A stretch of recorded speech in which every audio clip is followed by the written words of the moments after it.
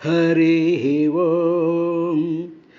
అతి రహస్యమైన హరి జన్మ కథనంబు మనుజుడెవ్వడేని మపురేపు చాలా భక్తితోడ చదివిన సంసార దుఃఖరాశి బాసి తొలగిపోవు. జననములేక కర్మముల జడలబోక సమస్త చిత్తవర్తనుడగు చక్రికిన్ కవులు దారపదంబుల జన్మ కర్మముల్ వినుతులు చేయుచుండుదురు. వేదరహస్యములందు ఎందు చూచిన మరి లేవు జీవునికి చెప్పిన కైవడి జన్మ కర్మముల్. భువన శ్రేణి అమోఘలీలుడగుచున్ పుట్టించు రక్షించు అంత విధింజేయు మునుంగడు అందు బహుభూత వ్రాతమందు ఆత్మతంత్ర విహార స్థితుడై షడింద్రియ సమస్త ప్రీతియున్ దవ్వులన్ దివి భంగిన్ గొను చిక్కడు ఇంద్రియములన్ త్రిప్పును నిబంధించుచున్.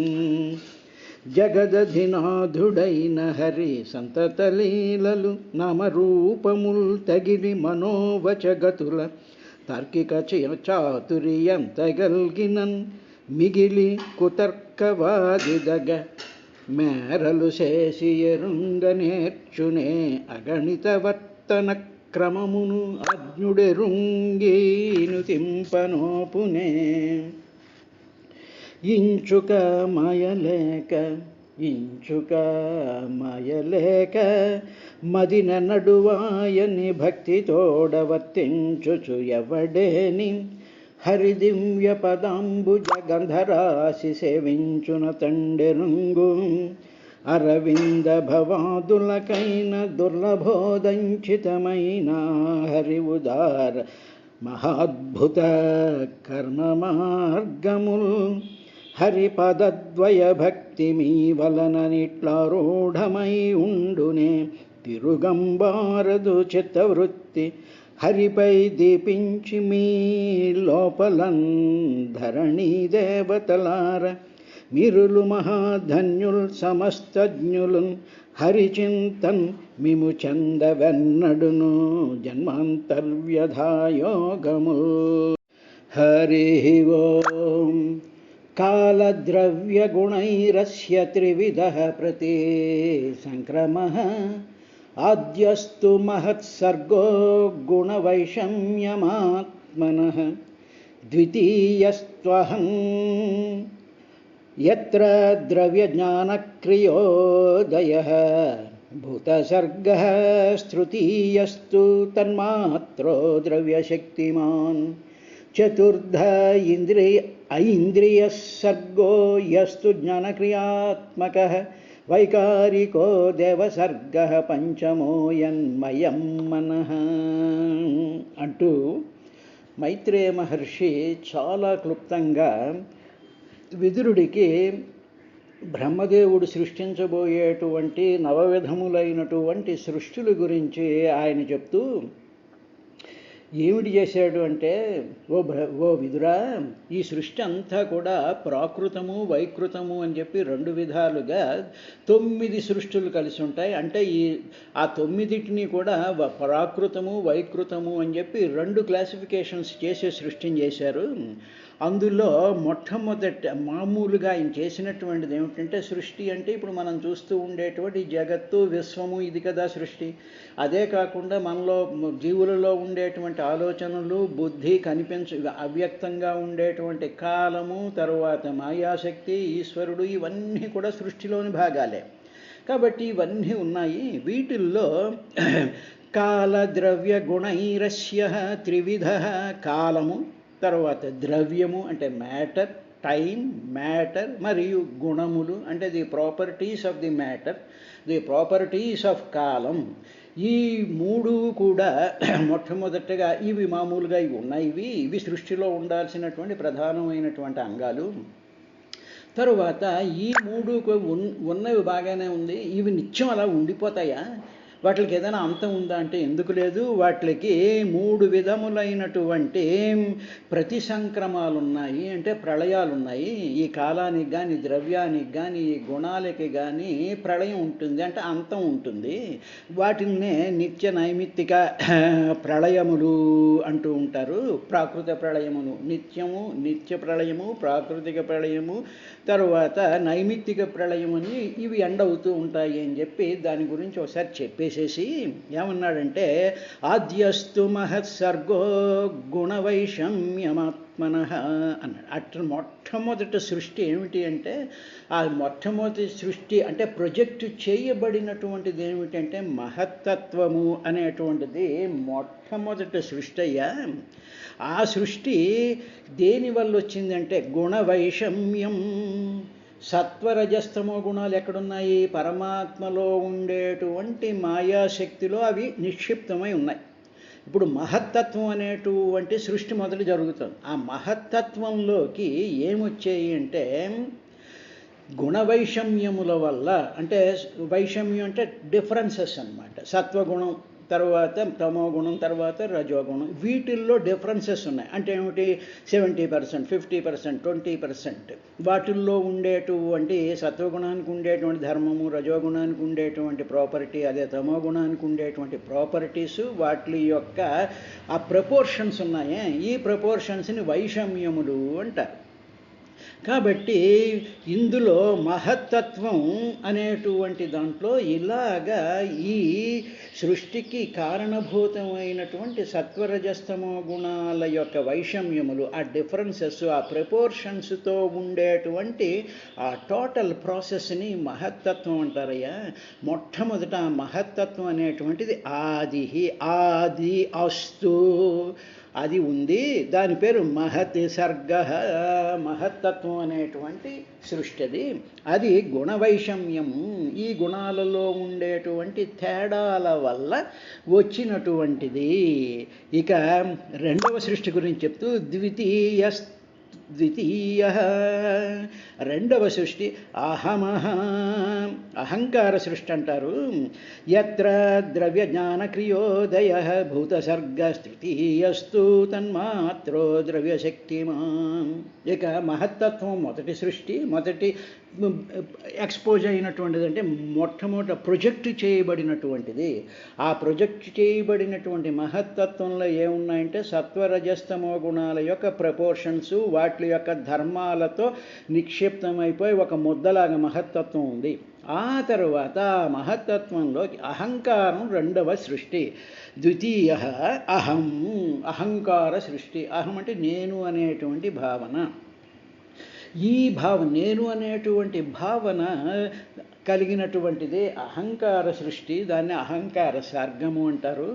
తరువాత ఆ అహంకారంలో నుంచి ఏం పుట్టబోతున్నాయి అంటే పంచభూతాలు, జ్ఞానేంద్రియాలు, కర్మేంద్రియాలు ఆ అహంకారంలో నుంచి పుట్టబోతున్నాయి. అహంకారం అలా ఉంది, ఓ ముద్దలా ఉంది.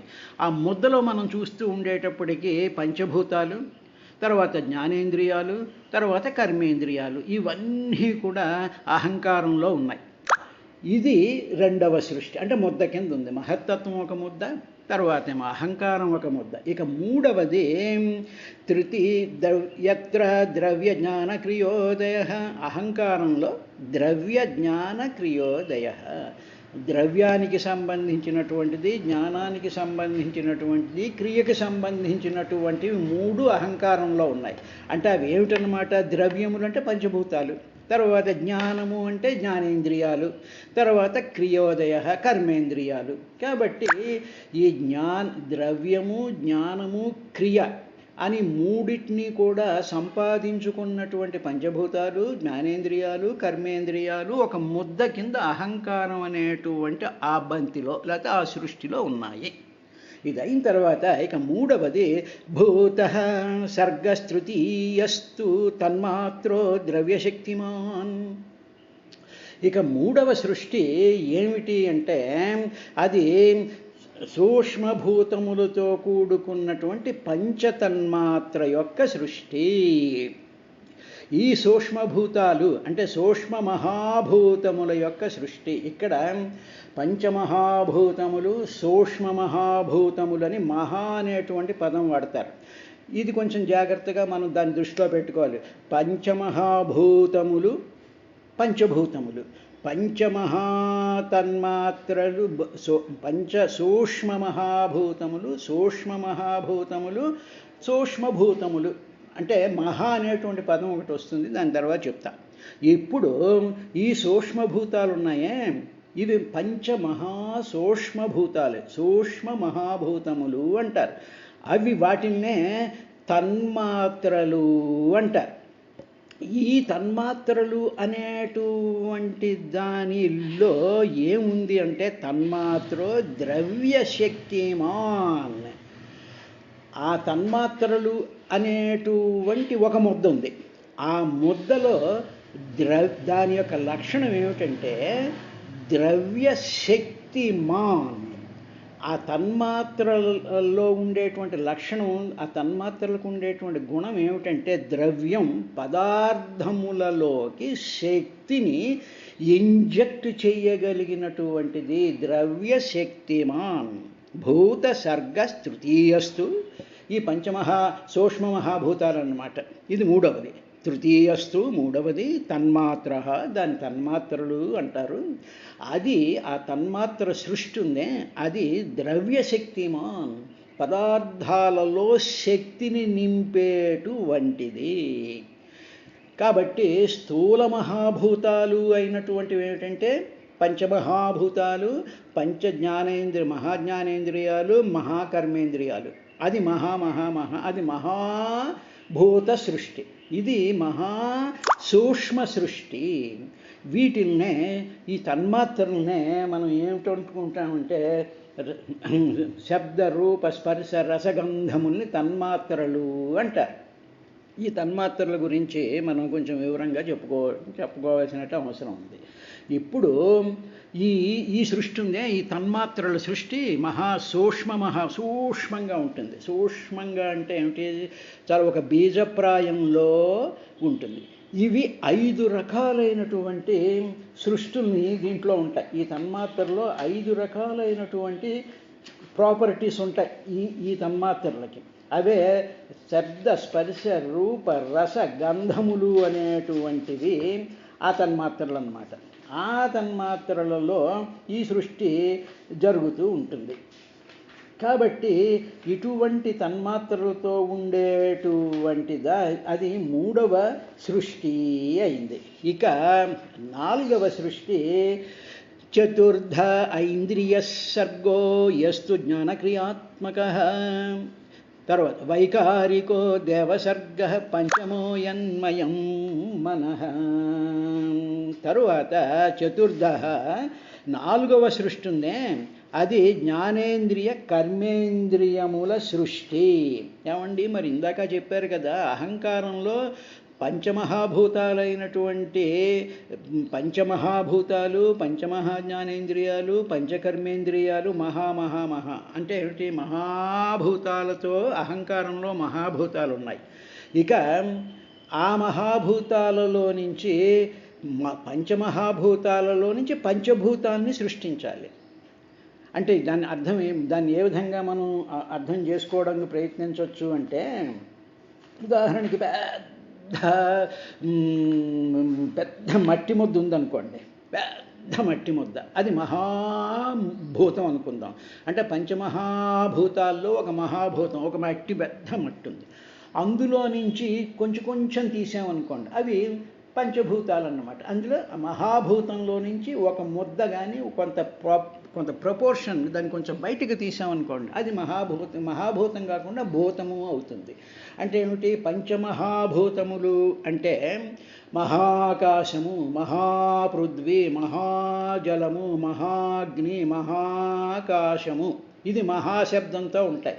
అందులోంచి మహాకాశంలో నుంచి కొంత ఆకాశాన్ని తీసామనుకోండి, అప్పుడు ఆకాశం ఒక పంచభూతం. అంటే అందులో తీసినటువంటి సింపుల్ పార్ట్ అనమాట. అదే మహాజలంలో నుంచి కొంత జలం తీస్తే అది పంచభూతాల్లో జలం అవుతుంది. అలాగే మహాగ్నిలోంచి కొంత అగ్ని తీస్తే అది అగ్నిభూతం అవుతుంది. అదన్నమాట.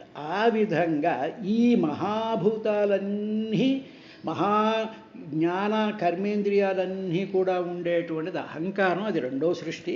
ఇక అందులో నుంచి చతుర్థ ఇంద్రియ సర్గో యస్తు జ్ఞానక్రియాత్మక. ఇప్పుడు జ్ఞానేంద్రియాలు కర్మేంద్రియాలు రెండో సృష్టి అయినటువంటి అహంకారంలో ఉన్నాయిగా. ఇప్పుడు వాటిల్లో నుంచి ఆ పార్ట్స్ని తీయడం, బయటికి లాగడం అనేటువంటిదే నాలుగవ సృష్టి అయింది. ఆ నాలుగవ సృష్టిలో ఏమిటి వచ్చాయంటే జ్ఞానేంద్రియాలు కర్మేంద్రియాలు వచ్చాయి. అంటే ఏమిటనమాట, జ్ఞానేంద్రియము కర్మేంద్రియము. జ్ఞానేంద్రియం కూడా మ్యాటరే, కర్మేంద్రియం కూడా మ్యాటర్తోనే ఉందిగా. అంటే చతుర్థ సృష్టిలో ఏం జరిగిందనమాట, ఆ సూక్ష్మ రూపంలో ఉండేటువంటి ఆ పంచమహాభూతాలు, ఆ పంచకర్మేంద్రియాలు, ఆ జ్ఞానేంద్రియాల్లో నుంచి ఆ పార్ట్స్ని, చిన్న చిన్న ప్రపోర్షన్స్ బయటికి లాగినటువంటిది జ్ఞానేంద్రియ కర్మేంద్రియాలు ఆ అహంకారంలో నుంచి బయటికి లాగినటువంటివి వచ్చాయి. తరువాత ఇక ఇవన్నీ కూడా పదార్థానికి సంబంధించినటువంటిది. ఇందులో చూడండి, కాలం ఉంది, ద్రవ్యం ఉంది, పదార్థం ఉంది, తరువాత పదార్థాలకు ఉండేటువంటి గుణాలు ఉన్నాయి, తరువాత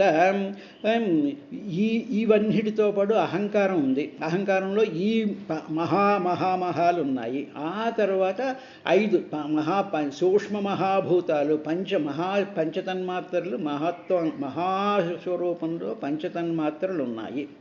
ఇప్పుడు ఈ అహంకారంలోంచి నాలుగవ సృష్టిలో నుంచి ఐంద్రియ సర్గో చతుర్థ అస్తు, అందులో నుంచి వచ్చాయి. అవి వచ్చిన తరువాత అక్కడికి ఆపాడు. అక్కడికి ఆపి మైత్రేయ మహర్షి, ఓ విదురా, ఇక ఇవన్నీ ఈ పంచభూతాలు, పంచమహాభూతాలు, ఈ జ్ఞానేంద్రియాలు, కర్మేంద్రియాలు, అహంకారం, తర్వాత ఏమో ఈ కాలం, ఈ ద్రవ్యం, ఇందులో ఉండేటువంటి జ్ఞానం, వీటిలన్నిటినీ కూడా కలుపుతూ వాటి యొక్క ధర్మాన్ని ప్రతిష్ఠించి అవి కొన్ని ఆకారాల కింద చెయ్యడానికి కావలసినటువంటి కొన్ని శక్తుల్ని క్రియేట్ చేయాలి కదా. ఆ శక్తి ఉంటేనే కానీ, ఆ డ్రైవింగ్ ఫోర్స్ ఉంటేనే కానీ ఇవన్నీ కూడా ఈ ఆకారాల కింద రావు. కాబట్టి అప్పుడు ఆయన ఏం చేశాడు, వైకారికో దేవసర్గ పంచమో యన్మయం మనః. ఈ వైకారికం అనేటువంటి ఒక విధానం ద్వారా ఎవరిని సృష్టించాడంటే దేవసర్గ, దేవతల్ని సృష్టించాడు. ఇప్పుడు ఇక్కడ దేవతలు అనేటువంటి దానికి అర్థం, దేవ అంటే దివ్యతీతి దేవ అంటే వెలుగు, జ్ఞానము అని ఒక అర్థం. తర్వాత దేవతలు అనేటువంటి దానికి వేదంలో కొన్ని రకాలైనటువంటి డెఫినేషన్ చెప్తూ ఉండేటువంటి సందర్భంలో క్రియేటివ్ మెకానిజమ్స్ అంటే ఇవన్నీ కూడా డిసిపేటెడ్గా, అవన్నీ కూడా సూక్ష్మ రూపాలలో ఒకదానితో ఒకటి కాంటాక్ట్ లేకుండా విడివిడిగా ఉండేటువంటి వాటిలన్నిటినీ కూడా వాటిలన్నిటినీ కూడా అక్యుములేట్ చేసి, వాటిని కోయాగ్యులేట్ చేసి, వాటిని ఒక రకమైనటువంటి పదార్థాల కింద తయారు చేసేటువంటి ఆ కలిసేటువంటి శక్తిని దేవసర్గ అంటారయ్యా. ఆ దేవసర్గం ఎక్కడి నుంచి వచ్చింది అంటే వైకారిక, అంటే ఆ మహాసాత్వికాహంకారం ఉందే, సాత్వికాహంకారం అంటే ఏమిటి, అహంకారంలో సాత్వికాహంకారం ఉందే, అందులో నుంచి దేవసర్గ, దేవతల యొక్క సృష్టి జరిగింది. ఈ దేవతల సృష్టి ఎందుకు జరిగింది అంటే, ఈ దేవతలు ఎవరు అంటే ఇంద్రియాధిష్టాన దేవతల సృష్టి అన్నమాట. ఆ దేవతలు ఇంద్రియాలను అధిష్ఠించినటువంటి దేవతలు. ఇది 5వ సృష్టి అయింది. కాబట్టి ఇంద్రియాలు వచ్చేసే బాగానే ఉంది. మరి ఆ ఇంద్రియాలని కంట్రోల్ చేసి అవి ఎక్కడెక్కడ ఉండాలి, ఎలా పనిచేయాలి, వాటి యొక్క ధర్మాలు ఏమిటి, వాటి యొక్క డిస్పోజిషన్, వాటి యొక్క జాగ్రఫికల్ లొకేషన్స్, ఎక్కడెక్కడ ఎలా పెట్టాలి అనేటువంటి ఆ అధిష్టాన శక్తులను దేవసర్గ అంటారు. అది ఎక్కడి నుంచి వచ్చింది, అహంకారంలో ఉండేటువంటి సాత్వికాహంకారంలో నుంచి వచ్చింది. సాత్వికం అహంకారం, అహంకారం అంటే నేను అనేటువంటి స్ఫురణ, అది సాత్వికం. అంటే అన్కంటామినేటెడ్ అన్కంటామినేటెడ్ స్థితిలో ఉండేటువంటి దానిలో నుంచి ఇంద్రియాధిష్టాన దేవతా స్వరూపమైనటువంటి దేవతల సృష్టి జరిగింది.